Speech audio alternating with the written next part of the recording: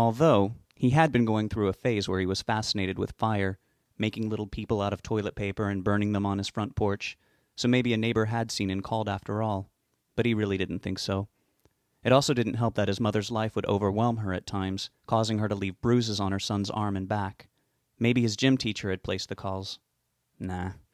During her stupors, his mom would ask him, "Do you think I abuse you? It's not like I break your legs and put you in the oven or anything." He would give her very non-committal ums and okays and sures. During her sober time, some decent moments could come out. When Rob turned 12, she gave him an incredible birthday party at a skating rink. He invited a few kids from school that he could stand, 5 of them, and couldn't believe that damn near all of them had shown up, gifts in hand even. That had been a great day. At least it had until his father showed up anyway. He was obviously drunk. He threatened to knock the shit out of his ex-wife, and when he saw Rob, he swore he was going to kill him. Security came over very quickly. They dragged him away. The owner of the rink, who had sicked the guards on him, was all too happy pressing his own charges and getting his own restraining order, regardless of whether or not his mother wanted to press her own set. Rob had no idea how his dad knew that they'd be there. Oh wait, he suddenly put it all together and was able to remove any previous doubt. His grandmother would have been all too quick to tell him where he could find them, probably filled with delusions that the family would reunite and the Lord would work some of his mysterious ways. She never admitted to it, but got all too defensive when Rob asked.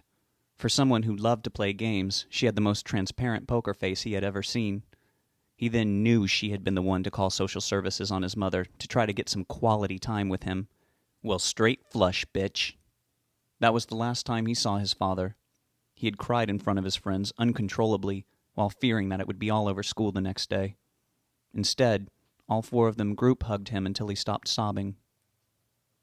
The friction between Rob and his mother was mostly based on the fact that he didn't get along with any of her boyfriends. If he and his mother and the current beau were watching TV and the guy got horny, his mom would tell Rob to leave so the 2 of them could go at it right then and there. He hated his mother on some level, but also understood that she was weak and hurting. As soon as Rob turned 18, he saved $500 from fast food work and hopped on the first bus to Los Angeles. He wanted to get as far away from his Florida life and home as was geographically possible without leaving the country. He had always wanted to live in a big city and heard the weather was great all the time. He felt partially lied to when he got there. The desert air was harsh, but at least it wasn't humid. It didn't feel like a big city either, except right in downtown where all the tall buildings were. They were the only tall buildings. It felt more like a small town just really spread out with a shitload of people crawling all over each other. At least it was his own chosen hell for himself. Lately, Rob and his mother had been having a good relationship by phone. She visited him once after he had been gone for a year. She came with a boyfriend. They had gotten a hotel room 2 blocks down the main road and they were there for 5 days. The guy, however, got jealous of her spending any time without him, so she was only allowed to see him for 2 hours during the entire trip, and in those 2 hours he had left 3 messages on Rob's muted answering machine. Rob could have gone to see them, maybe, but his mother was showing no real signs of change and he wasn't eager to jump back into old times. She had called him afterwards to apologize, but it was 3 months before he got past it enough to call her back. In person was no good, but by phone it was almost a friendship. The last few years they'd gotten along really well, never discussing the past. The next afternoon, after sleeping in a bit, he made the phone call. She sounded fine. She always sounded fine recently. Her doctor had put her on antidepressants, and she seemed to have worked through some of her issues. She told Rob that she knew what he'd been through, and maybe he should try these pills too. "They are amazing," she said. She was with a decent enough guy for now.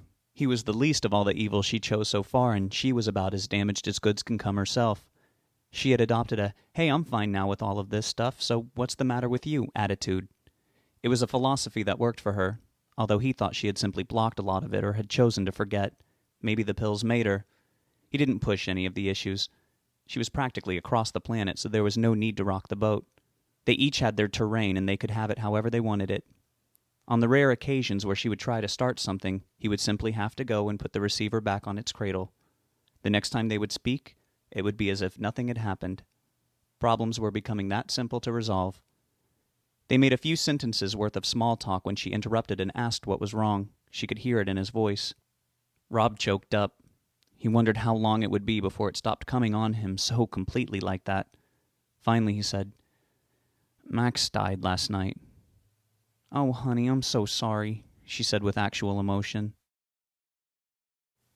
He was going to keep it nice between them, even though he was full of regret about the way Max had lived the last few years of his life in a cramped apartment doing the never-ending pee-pee dance. The reason he even had Max was because his mother, after Rob being away for the first 6 months, said he was barking all night and that she didn't have time for him, and either he'd take Max or she would give him away. Max going to live with some stranger during his senior years was not even an option for Rob, and he knew his mother was serious, so she drugged him, popped him in a crate at the airport, and Rob picked him up to live in La La Land, after reluctantly getting his landlord to agree and charge a deposit. "Thanks," he just said. He went peacefully. "Well, he was very old, and you gave him a real good life. You okay?" "Yeah, it's just, I might..." God damn, it was tough.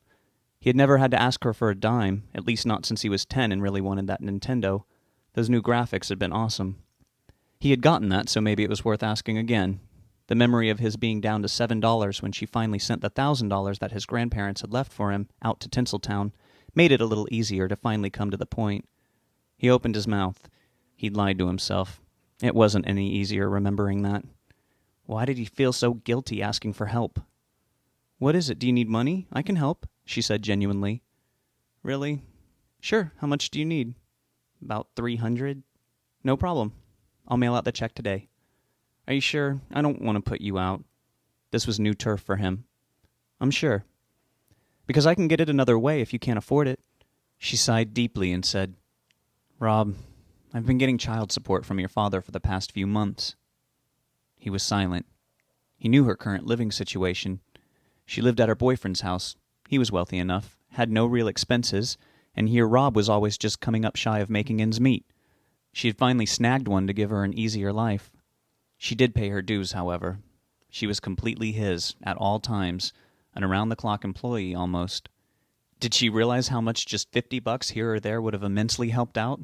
Hell, how much 20 would help? Then he squashed the thought. She had worked very hard all through his childhood, and he rarely went hungry. Plus, he knew the rules after being in the system for so long. If she raised him until he was 18, then she was completely entitled to any and all back money from his father. Oh God, he thought, him! Had she had contact? "Rob?" She startled him. "I'm here." "I'm sorry I didn't tell you."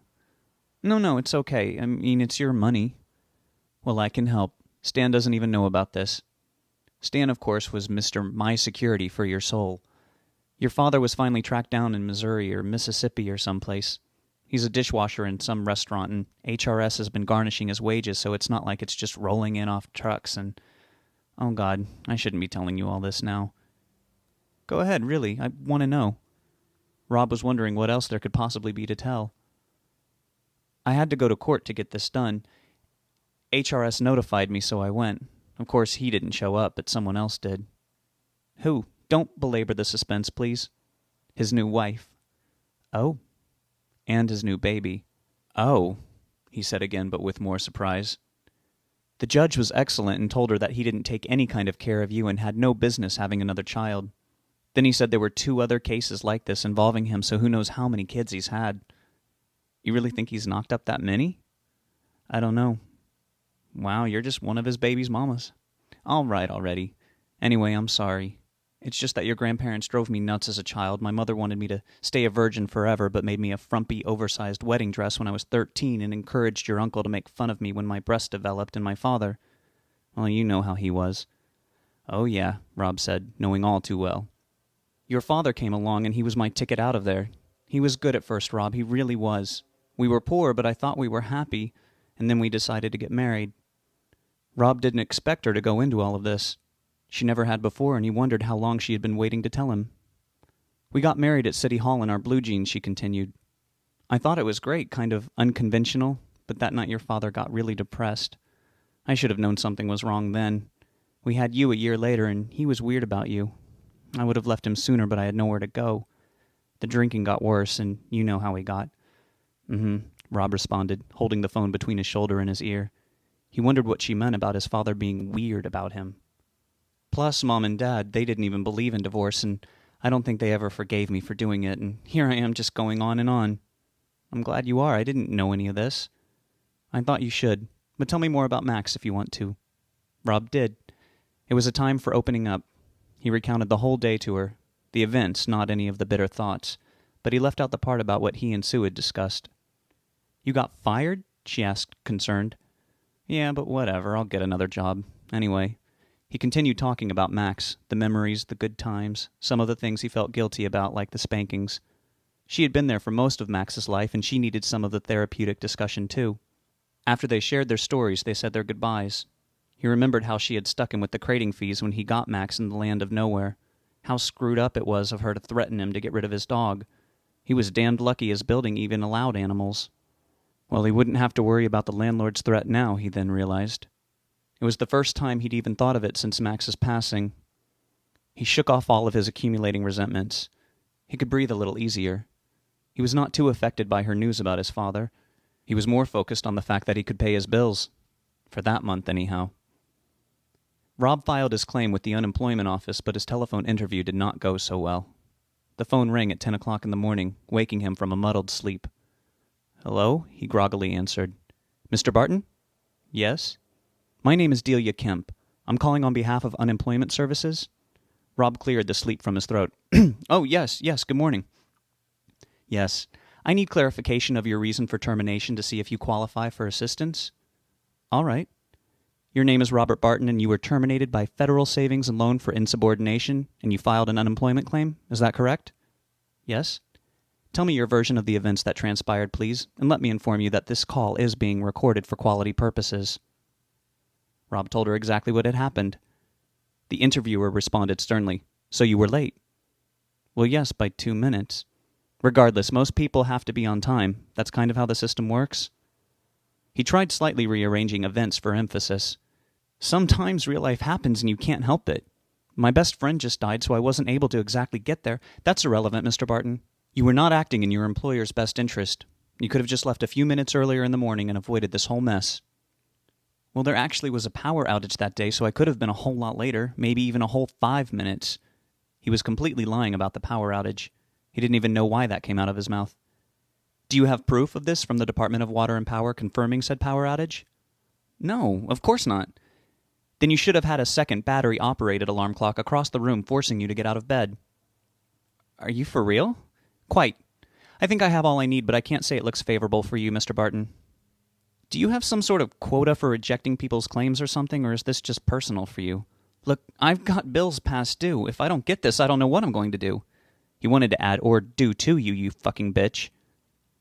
"How about getting up earlier and looking for a job?" Good day, Mr. Barton." She had hung up. Rob was so stunned that he just stood there with the phone by his ear until it alerted him that the call had been disconnected. He could hang up and then try the number again. He slowly hung up his end. Depressed, he plodded over to the love seat and plopped down on it. He let out a frustrated laugh, and then he clicked on the TV. He had forgotten how awful daytime television was. He couldn't choose between paternity tests revealed, cheaters hooked up to lie detectors, my daughter dresses like a skank, a courtroom dispute about car ownership, and, of course, the soaps. The knot he'd had in the pit of his stomach would not go away. It had been there since just before he got fired, like an omen of the things to come. He hoped these things had already come and gone. How much more could there be? Best not to ask the universe such questions. The knot was tightening up more since the phone call.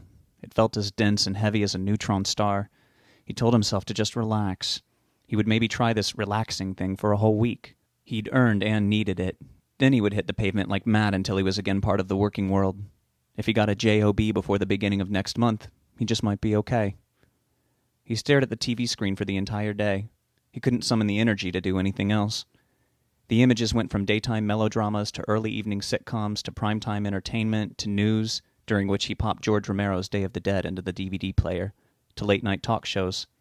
After the late show, he was ready to go back to bed. He took a couple Tylenol PMs and went into a sound sleep. He was visited by nightmares of an extreme nature.